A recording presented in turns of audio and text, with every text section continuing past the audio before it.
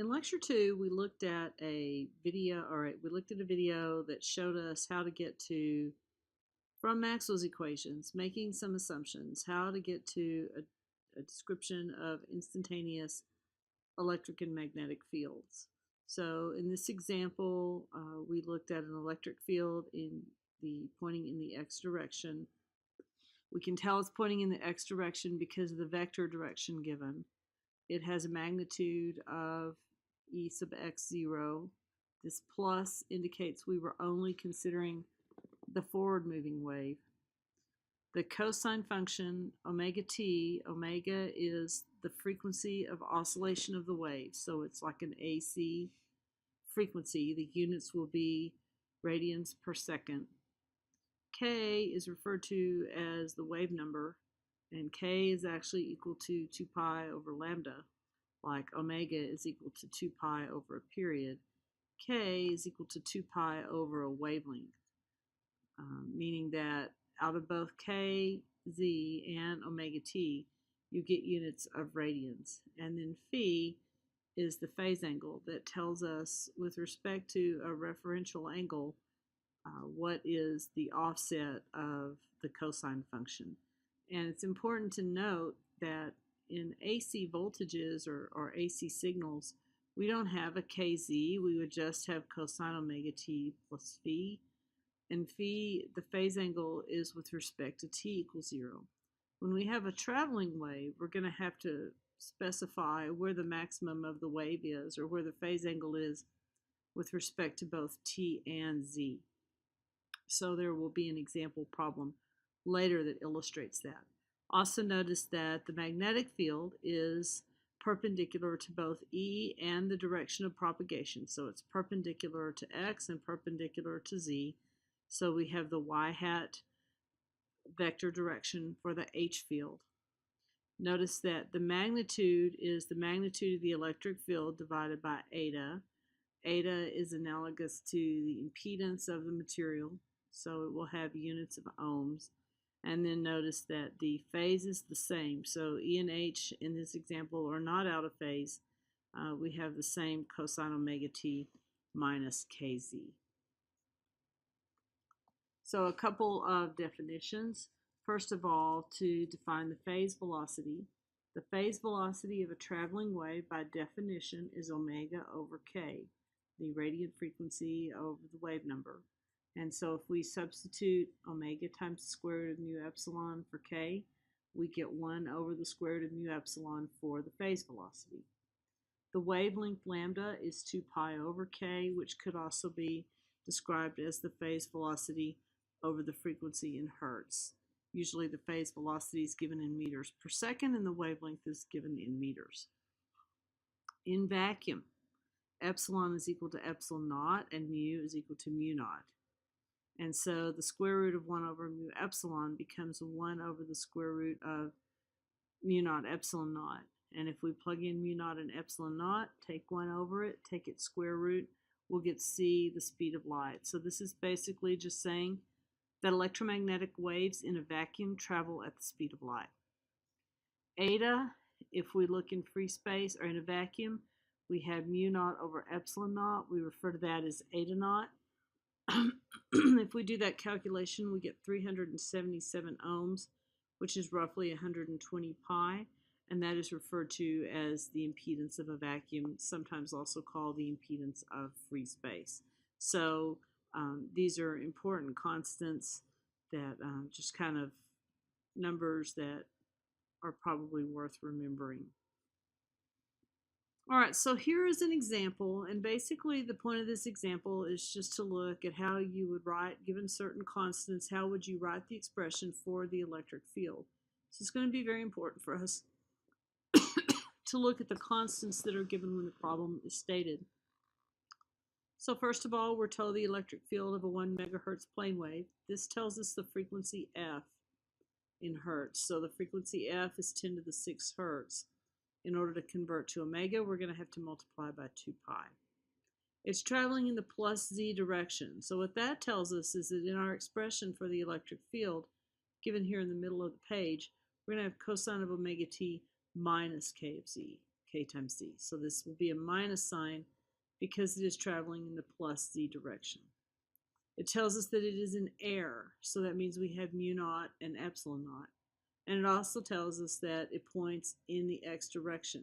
So what that tells us is that our vector component for the electric field is going to be x hat. And our magnitude then we can write as E subscript x subscript 0. And then it tells us something about the phase. It tells us it reaches a peak value when t is equal to 0 and z is equal to 50. So that's going to allow us to calculate the phase angle. So basically the problem states to obtain expressions for E and H and then plot them as a function of z at t equals 0. So first of all, so what do we need to know? We'll need to know omega, we'll need to know k, and we'll need to know phi. So because k is 2 pi over lambda, it makes some sense first to calculate lambda. We know that we are in a vacuum, so we know that we're moving at the speed of light. So the velocity, the phase velocity, UP, is actually c, and we're given the frequency in hertz. So we take c over f, which is speed of light, over the frequency that we're given in hertz, and we get 300 meters. So that's our lambda. So our k will be 2 pi over 300, which is shown right here in this equation when the substitution is made for k. Okay, the other thing that we know is we know that omega is 2 pi f, so we can substitute in 2 pi times 10 to the 6th. And we know that our peak value, which is going to be the magnitude, is 1.2 pi millivolts per meter. So we can substitute 1.2 pi here for the magnitude of EX0 and then put millivolts per meter. So the only thing we have to calculate still is phi sub 0. So our problem states that when t is equal to 0 and z is equal to 50, we reach our peak value. So if we plug in 0 here and we plug in 50 here, then this term will go to 0 and we'll put in 50 for z, so that'll be 100 pi over 300. And then we have a plus phi naught. Now, the cosine function is at a maximum when its argument is equal to 0. So what we want then is for minus 2 pi times 50 over 300 plus phi naught to equal 0. And that occurs, or plus phi, and that occurs when phi is equal to pi over 3. So that then allows us to get an expression for the electric field. Here's our phase angle, here's our k, and here's our omega, here's our magnitude. Now we know that h will point in the opposite direction from x. And when they're traveling in the positive z direction, h is going to point in the y direction. So h is going to be y hat, and then we're just going to take our expression for E and divide by eta naught, which is, you might remember, 120 pi. So when we plug in there, notice the unit changed from milli to micro. So we have 10 times the cosine of the same expression that we had for the electric field, microamps per meter. So here is the illustration of at an instant in time of variation. So this would be at t equals 0. So here is the variation in the electric field along the z-axis. So this is frozen at t equals 0. This is what the spatial distribution of E and H would look like. So E points in the x direction, H points in the y direction, and the wave is moving in the forward z direction.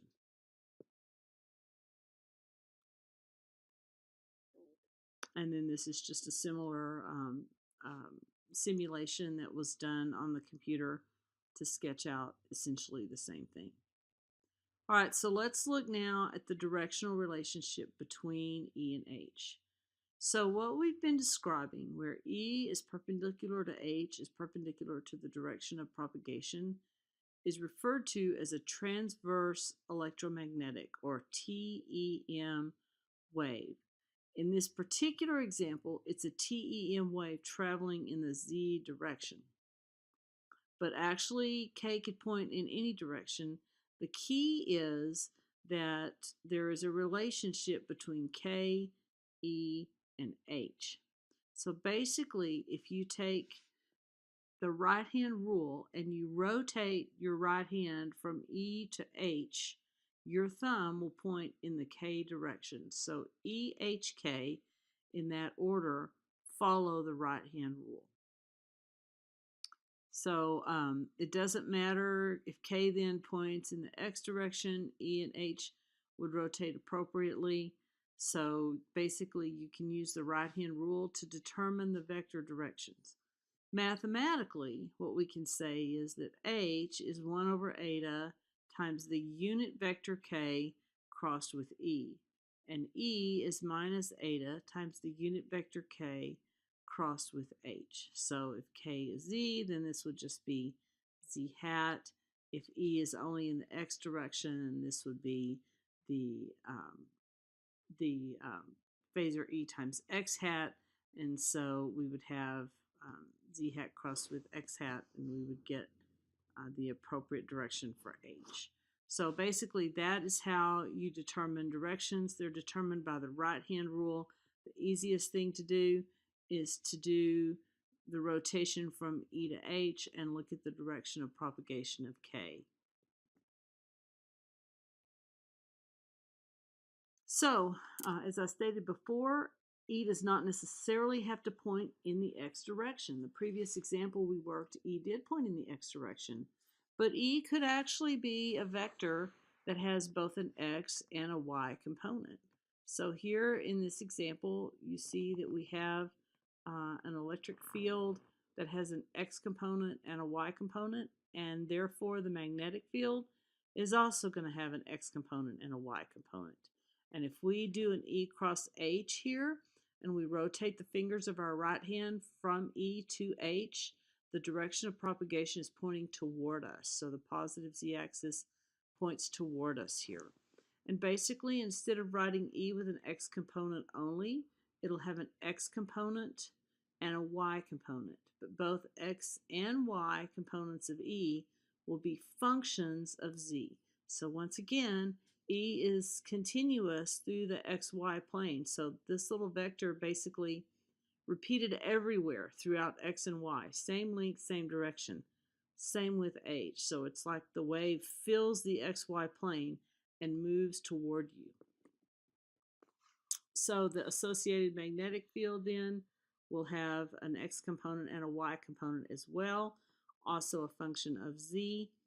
The expression that relates H and E is given by 1 over eta times K cross Z, where K hat in this case is Z hat, the direction of propagation. And so basically then H is given in terms of E by taking the cross product of Z hat with the electric field, meaning Z hat crossed with X hat will give us a Y component. Z hat crossed with Y hat will give us a negative X component. So then you can get relationships between the X component of H and the Y component of H with the Y and X components of the electric field respectively. So it's sometimes just easier to look here and realize that the Y in E is going to go to the X in H, and the X in E is going to go to the Y in H, and that's how those are related, because they're all related by cross product relationships, so everybody flips a direction. Okay, we're not going to really discuss RFID tags in this class. Basically, RFID is a way of identification. It does use a UHF frequency and propagates a wave, and so it's just an example of how wave propagation can be used or is used kind of on a daily basis.